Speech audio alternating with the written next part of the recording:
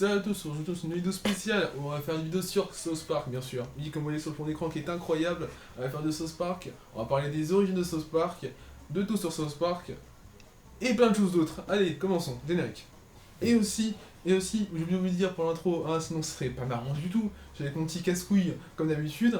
Présente-toi, connard. Salut. Ouais, waouh, quelle présentation incroyable. Passons au générique.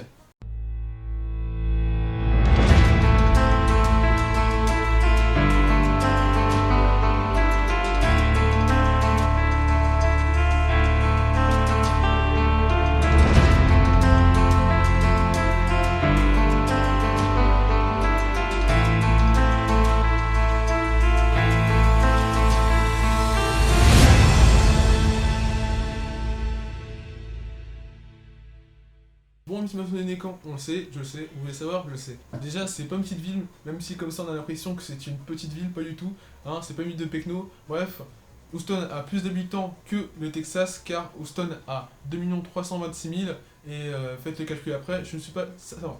Il a été élevé à Littleton, au Colorado, avec sa sœur, où tous les deux ont fait leur cours dans une banlieue de Denver, à l'Heritage High School. Maston a été diplômé de 2 diplômes, celui de mathématiques et celui de cinéma. Déjà on peut voir qu'il était déjà intéressé par le cinéma, hein, qu'il était déjà déter un peu, du coup voilà, c'est ça qui est un peu cool chez lui. C'était la seule personne qui a été diplômée dans son lycée de 2 diplômes. Avant de passer à son pote qui est Trey Park, on va parler d'une petite anecdote qui est assez marrante, enfin pour certains, pour d'autres, bref, commençons par la petite anecdote du jour. C'est un documentaire où il parle de son enfance à Littleton, où il a pu être dépressif et qui a pu lui conduire à des fusillades comme celui de Columbine.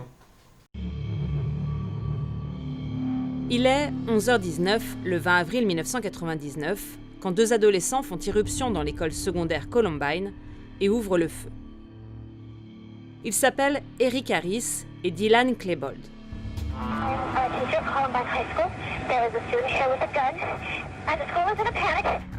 Pendant 49 minutes, ils vont progresser dans l'établissement et tuer les élèves et les professeurs qu'ils croisent. Dans le film, il y a un petit extrait de 3 minutes que je vais vous montrer pour gagner un peu de temps sur cette vidéo car je suis un gros flemmard pour trouver des trucs. Bref, commençons. À présent, une brève histoire des États-Unis d'Amérique. Salut les enfants, vous êtes prêts? Il était une fois en Europe des gens qu'on appelait pèlerins. Ils avaient peur d'être persécutés. Alors, ils voguèrent vers le Nouveau Monde pour ne plus jamais avoir peur. Oh, comme je suis détendu! Oh, je me sens drôlement bien! Mais dès leur arrivée, ils furent accueillis par des sauvages et à nouveau ils eurent peur. Alors ils les tuèrent tous. On pourrait penser qu'anéantir un peuple ça calme, pas du tout. Au lieu de ça, ils eurent peur les uns des autres. Alors ils brûlèrent les sorcières. En 1775, ils commencèrent à tuer les Anglais pour devenir libres. Et ils réussirent. Mais ils n'étaient toujours pas tranquilles. Alors ils passèrent le 2e amendement qui autorisait les Blancs à détenir une arme. Toi, mon arme, je t'adore! Mon arme, je t'adore! Ce qui nous amène à l'idée ingénieuse de l'esclavage. Il faut savoir, les enfants, qu'à l'époque, les Blancs avaient même peur de bosser. Alors ils allèrent en Afrique, kidnapper des milliers de Noirs, les ramenèrent et les forcèrent à bosser dur pour rien. Et quand je dis rien, c'est pas... Chez Walmart, je gagne rien. Rien, c'est $0. Que de cheap, pot de balle. C'est comme ça que les États-Unis sont devenus le pays le plus riche du monde. Est-ce que tout ce pognon et ce travail gratos, ça a calmé les Blancs? Sûrement pas. Ils eurent encore plus peur. Parce qu'après 200 ans d'esclavage, il y avait plus de Noirs que de Blancs dans le Sud. La suite est facile à deviner. Les esclaves se rebellèrent et commencèrent à trancher la tête de leur maître. Les Blancs flippaient complètement et disaient « Je veux vivre, ne me tue pas, grand homme noir !» Samuel Colt tomba à pic en 1836 avec son arme qui tirait plusieurs coups sans qu'on ait à la recharger. Les Blancs du Sud hurlèrent. Mais c'était trop tard. Le Nord avait gagné la guerre de sécession et affranchi les esclaves. Ils étaient libres de tuer leur maître. Et eux disaient « Oh non! Nous allons mourir! » Les esclaves ne se vengèrent pas. Ils voulaient juste vivre en paix. Mais il n'y avait pas moyen de convaincre les Blancs. Alors, ils créèrent le Ku Klux Klan. Et quand en 1871, le KKK devint une organisation terroriste illégale, un autre groupe fut fondé, la National Rifle Association. Bientôt, le pays passa une loi interdisant aux Noirs de posséder une arme. Super année pour les États-Unis, le KKK et la NRA. Bien sûr, il ne faut y voir aucun lien, c'était un hasard. L'une prônait le port d'armes légal et l'autre lynchait les Noirs. Tout ceci dura jusqu'en 1955, quand une femme noire viola la loi en refusant de s'asseoir au fond du bus. Les Blancs étaient sciés. Pourquoi elle reste là? Qu'est-ce qui se passe? Il y eut une de ces pagailles. Les Noirs exigeaient des droits et les Blancs balisaient à mort et hurlaient « Sauvez-vous! Sauvez-vous » C'est ce qu'ils firent. Ils s'enfuirent vers les banlieues où tout était blanc, sûr et propre. Ils s'achetèrent 250 millions d'armes, posèrent des verrous et des alarmes chez eux et des grilles dans tout le voisinage. Enfin, ils étaient rassurés dans leur petit nid douillet.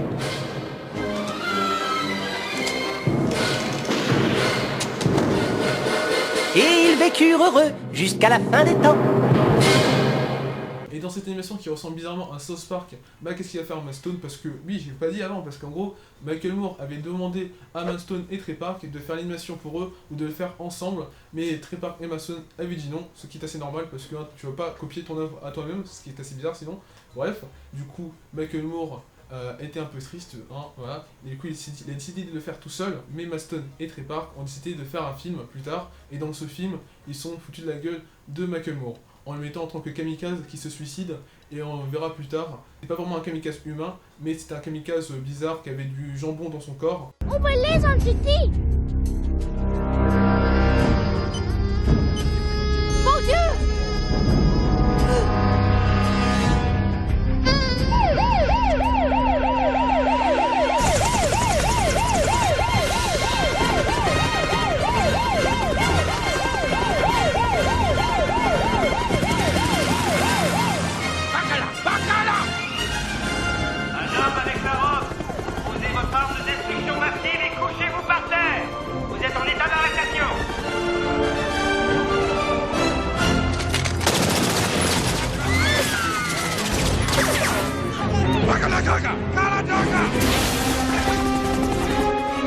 Déposez vos armes, tout de suite. Pourquoi ils font jamais ce qu'on leur dit de faire?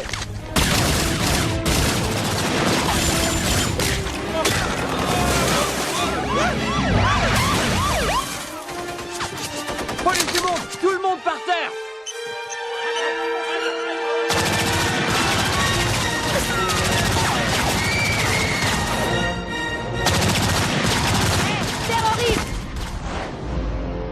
Terrorise ça!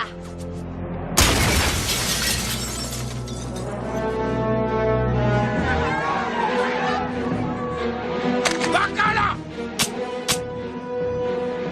Ok, et si on s'amusait un peu? Qui a? Ah!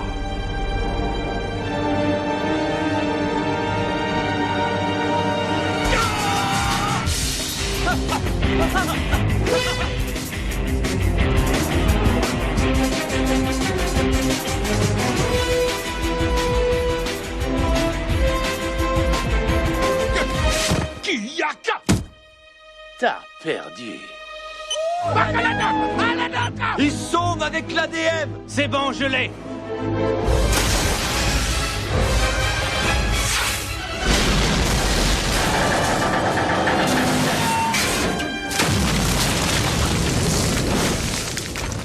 Merde, je l'ai raté. Sarah, il a la bombe, tu peux faire quelque chose? Oui, je l'ai sur le radar. Il se dirige vers le Louvre. Tu ne t'en sortiras pas comme ça.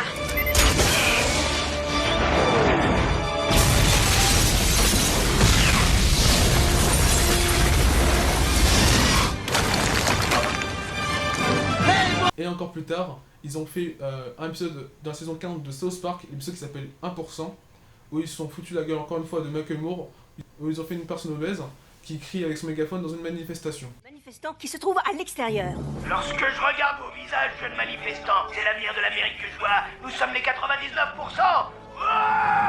Pour finir avec Matt Stone, je vais faire une petite liste de films qu'il a fait et après je vous montrerai une autre liste que Trey Park a fait. De toute façon en vrai les deux listes sont identiques parce qu'en gros ils ont fait les mêmes films ensemble, ils étaient toujours ensemble, c'était des vrais scrabs mon pote, t'inquiète pas. Après il a paru dans le film où il faisait de la batterie et de la basse en tant que batteur du groupe parce qu'il avait fait de la musique et le groupe s'appelait DVDA, en gros le nom c'était l'acronyme d'une position sexuelle imaginaire, c'est très bizarre. Aussi il a fait la bande son du film Team America Police du Monde. America, America.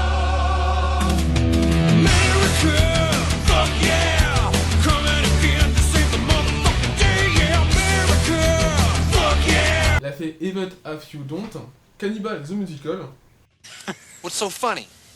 Come on, Packer. It's only a matter of time.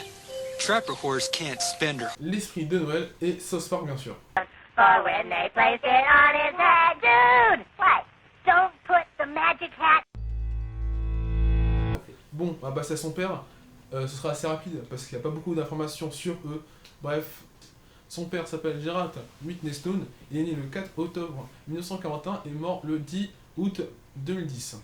Il était professeur d'économie et auteur de manuels, je n'ai pas de photo de lui, il n'y a rien sur lui sur internet, j'ai trouvé juste une page qui disait qu'il était mort et qu'il était vivant, c'est tout.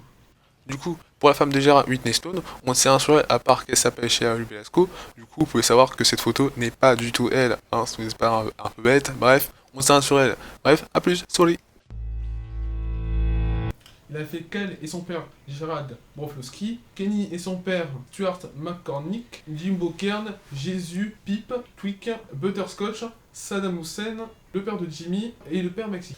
On va passer à Trey Park. Son vrai nom c'est Randolph Severn Park III. Il est né le 19 octobre 1969. Bref, on va passer à sa vie en plus en détail et quelques petites anecdotes s'il y en a. On ne sait pas, c'est une surprise. Je sais. Bref, à plus tard. Il est né à Denver, au Colorado, dans une belle ville, quoi, on le sait. Il était connu en tant que metteur en scène, co-parolier, co-producteur, je ne sais pas quoi, tout ça affiché en tant que co. Il a été connu dans le film The Book of Mormon. The Book of Mormon, c'est une comédie musicale qui a été un livre de base, si j'ai bien fait mes recherches. La comédie musicale sous théâtre a été créée le 24 mars 2011 au théâtre Auneuil. Déjà, il a pas fait le film tout seul, il a fait sa clip de toujours, hein, de Minaki, c'est qui Baston, je crois. Ouais, c'est bien, hein, même si t'es un peu contact, un peu de temps quand même, hein, bref. Pas le malin quand même, hein. Oh, je fais le malin quand je veux, je t'encule, hein, voilà. Le spectacle a remporté 9 Tony Awards, hein. Moi, si je remporte 9 Tony Awards, je m'achète de la coke et des putes, et je suis heureux. Hein. Déjà 15, c'est déjà la mort, déjà 15, je me la pète, je fais ce que je veux, en fait, Tony Awards, tu te rends compte, putain. Et il a été connu grâce à ce théâtre, comme je l'ai dit au début, si je l'ai pas dit, bah je suis un con. Mais, surtout, grâce à une série que tout le monde a déjà vu au moins une fois dans sa vie, qui est South Park. Je l'ai pas vu en entier. Que parce que mon frère l'a regardé sur MTV, des fois ça passait. Je vais te voir ta gueule comme ça, là. Je dis que tout le monde l'a vu, bordel de merde. Tout le monde a vu tout, ok. Me casse pas les couilles. Sur Game On, des fois. Il a été boosté un peu grâce à Elliot Kaufman au début de sa carrière, car il a participé à un de ses films. Et il a fait en 2013 Return to Nuke High. En volume 1 bien sûr, hein, pas volume 2 mais volume 1, tout le monde l'a vu ce film je pense, non personne l'a vu, hein, c'est de la merde. Aussi il a fait comme film The Toxic Avenger, Make Your Own Dane Movies, ouais j'ai un accent incroyable. Ouais, Movies. Allez, moi sur Snap. Maintenant que je vous ai dit que c'était qui, je vais vous dire... Maintenant que je vous ai dit c'était qui, je vais vous dire, il a fait quoi comme film Trey Park. Et Maston aussi a été dans le film bien sûr. De toute façon je vous montre un petit extrait pour gagner du temps dans cette vidéo. Comme ça durera 1 heure et comme ça je serai content. Et en gros il a fait le film Cannibal the Musical en 1993. Le film a duré 1h36. What's so funny? Come on, Packer. It's only a matter of time. Trapper Horse can't spend her. Du coup, Trey Park est marié à Emma Sugiyama et fait partie du groupe Libertin. Et les voix de Trey Park, je vais vous dire en même temps le prod Monty script qui est juste là, voilà, que je vous montre. Alors du coup, il a fait la voix de Stan et son père Randy Marsh, que tout le monde connaît Randy Marsh, hein, parce que si tu connais pas Randy Marsh, tu es un enculé, ça s'appelle. Il a fait Eric Cartman, il a fait Monsieur Garrison et Monsieur Toc. Clyde Donovan, Craig, Timmy, Jimmy, Monsieur McKay, Philippe et Monsieur Hankey. Et aussi pour la voix de Kenny, je vais le dire un petit truc que je sais, hein, voilà. C'est qu'en gros, pour faire la voix de Kenny, il fait juste ça, il prend juste ça, il prend comme ça, c'est tout. Et voilà, c'était juste un petit truc que je savais, que j'ai vu dans une vidéo YouTube qui était vachement intéressante. Voilà. Le mec comme il se la pète. Voilà. Bon, c'est la fin de cette vidéo, j'ai oublié de faire l'outro à la fin, mais merci quand même d'avoir regardé, et n'hésitez pas à liker, à partager, à faire tout ce que vous voulez, et mettez dans les commentaires les sujets que vous voulez que je parle. Là j'ai une idée de prochaine vidéo, donc du coup, bah, je sais déjà ce que je vais faire, mais mettez quand même en commentaire les vidéos que vous voulez que je fasse, et à plus, partagez s'il vous plaît, vraiment, c'est un peu chiant sinon.